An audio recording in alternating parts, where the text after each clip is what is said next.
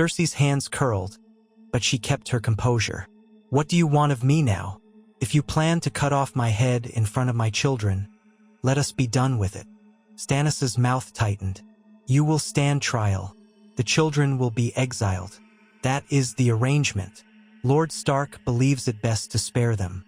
If you have any sense, you will accept these terms and forfeit your position. House Lannister must answer for these crimes, but you need not lose your life if you submit." Cersei lifted her chin. "You think my father will bow to you? He marched for my sake, and for theirs." She gestured to Myrcella and Tommen. The little girl had begun to cry, silent tears tracking down her cheeks. Tommen clutched his mother's hand with trembling fingers. Stannis's gaze flicked to the children. "Your father's war is fruitless. The realm recognizes me now. If he continues, he will be branded a rebel. He will lose his head or more. But if he stands down, if he accepts the truth, we may yet let him keep his lordship." Cersei's eyes flared. "He will never bend." Stannis turned to Ned. "You see, Stark? Mercy is wasted on the proud. She will not relent, and Tywin Lannister will come for her." Ned spoke quietly. "That is still a matter of war, Your Grace. For now, the children are under our protection. Let us do no harm. The realm can see we are not monsters." Stannis gave a grudging nod, then addressed Cersei again. "You have until your trial to reconcile yourself to reality. I will not waste further breath here." He turned away, nodding for his knights to exit. Melisandre lingered a heartbeat longer, her red robes like spilled wine against the stone floor. Her gaze passed over Myrcella and Tommen with a strange intensity, as though searching for something beyond the flesh. Then she slipped out in Stannis's wake, leaving Cersei shaking with fury. Ned found himself alone with Barristan and the gold cloaks. He exchanged a brief, regretful look with Cersei, who only glared, then left the room. Outside, Stannis had paused. "The trial will be swift, Stark," the king said, his voice carrying in the corridor. "She is guilty by all accounts. Let her speak her piece if she has any defense. Then she will go to a cell for the rest of her life or worse. As for the children, I will allow them to sail east under guard, never to return. That is mercy enough. Now let us see if Tywin Lannister dares challenge me over it." Ned forced himself to remain calm. "You will not regret sparing them, Your Grace. It will go a long way to ensure the realm doesn't fracture further." Stannis's expression gave no hint that he agreed or disagreed. He simply strode down the corridor, boots ringing on stone, leaving Ned standing there in the uneasy hush. By midday, a raven arrived bearing Tywin Lannister's reply. The short, curt missive stated that he rejected any notion of parley based on the premise that his daughter's children were false heirs. He declared Eddard Stark's captivity of the Queen an act of high treason. He demanded the unconditional release of Cersei, Joffrey, Myrcella, and Tommen, and recognition of Joffrey's rightful place on the throne. Otherwise, Tywin wrote, the West would ride against King's Landing, and the city will run red with wolf blood. Stannis read the letter in Ned's presence, lips thinning into a line. "He names you a traitor, Stark, and me a pretender. You see? He demands the impossible." Ned nodded grimly. "It seems that war is inevitable unless we capitulate, and we cannot do that." Stannis tossed the parchment aside. "No, the man has chosen war, so be it. We will respond in kind. Let us see how he fares against the combined might of the Crown, the Reach, and the Riverlands.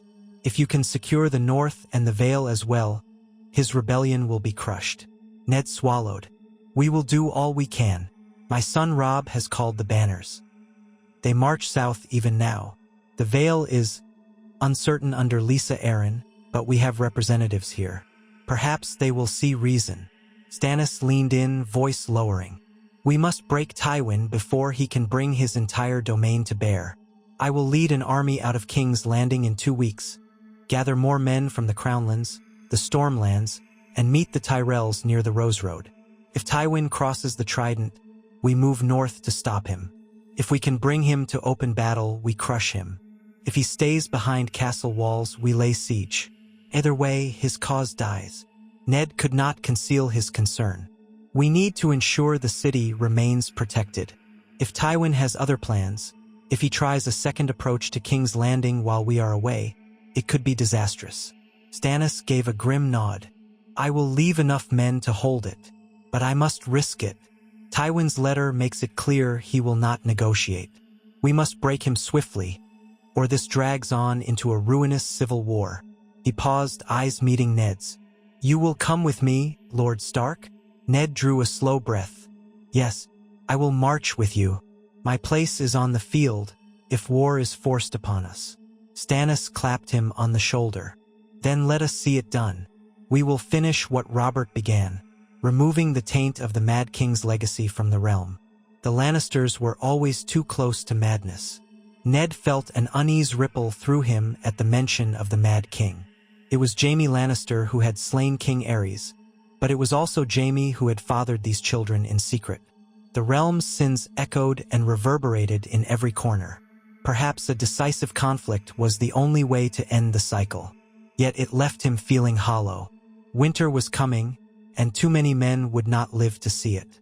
In the days that followed, the Red Keep bustled with preparations for war.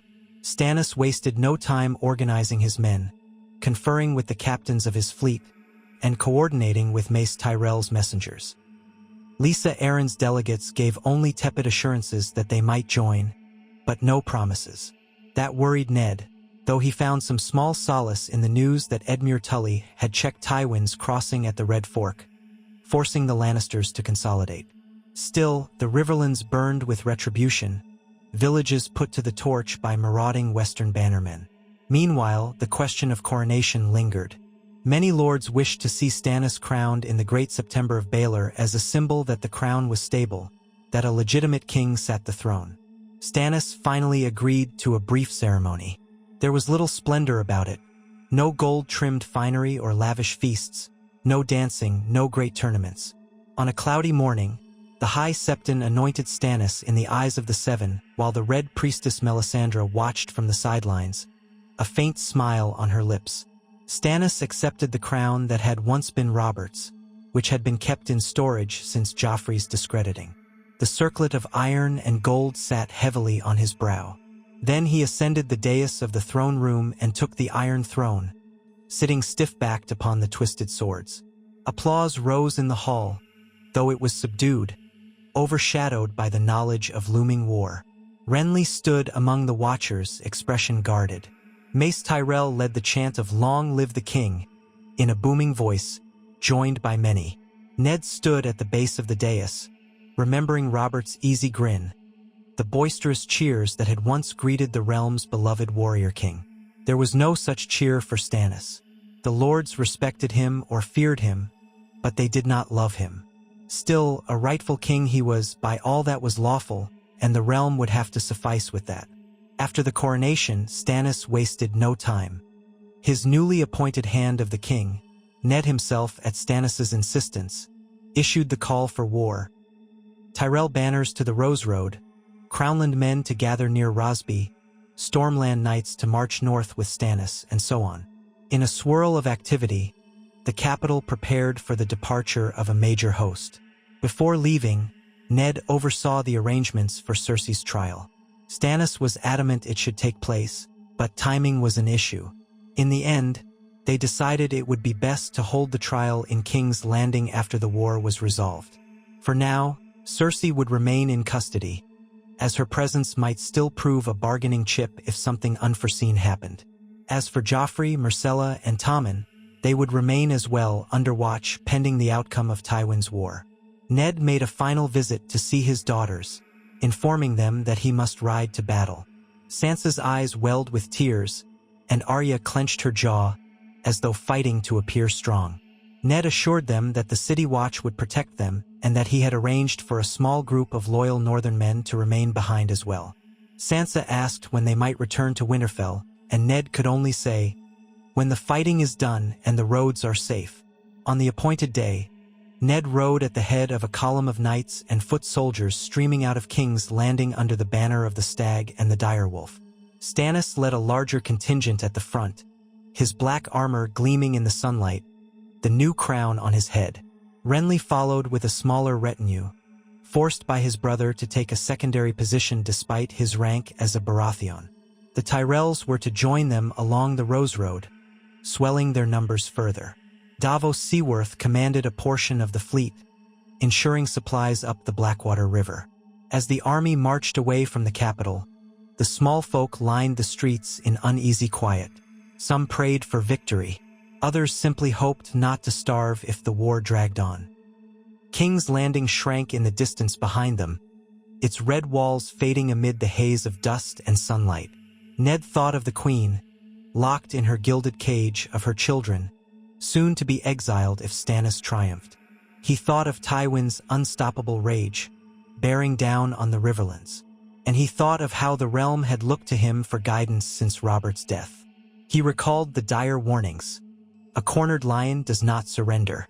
The roads behind them might soon be stained with blood and tears. Yet this march represented the best hope for an end to the lethal game that the Lannisters had played by placing a false prince on the throne. Honor demanded no less than to see it through. Stannis gave the order to press onward, and Ned urged his horse forward, falling in alongside the new king. Overhead, the midday sun glowed pale behind drifting clouds, and a crisp breeze carried the promise of autumn. In the distance, crows wheeled over the fields, as though anticipating the feast that armies might provide. War was coming, swift and certain.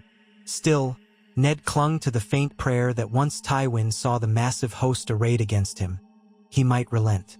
Yet that was a fool's hope. Tywin Lannister would never bend easily. Thus the host of the rightful king set forth, determined to bring justice to the realm. The soldiers' armor clinked and their banners flapped. Step by step, they drew closer to the Riverlands, where the final contest would unfold. Ned Stark's heart weighed heavy with the cost of what lay ahead, but he resolved that he would do all in his power to protect the realm and honor the memory of his friend, Robert Baratheon, who had once dreamed of a world without the shadow of Targaryen madness or Lannister deceit. Now it fell to them, Ned, Stannis, Renly, and all the rest, to see that dream realized, if only they could endure the storms to come.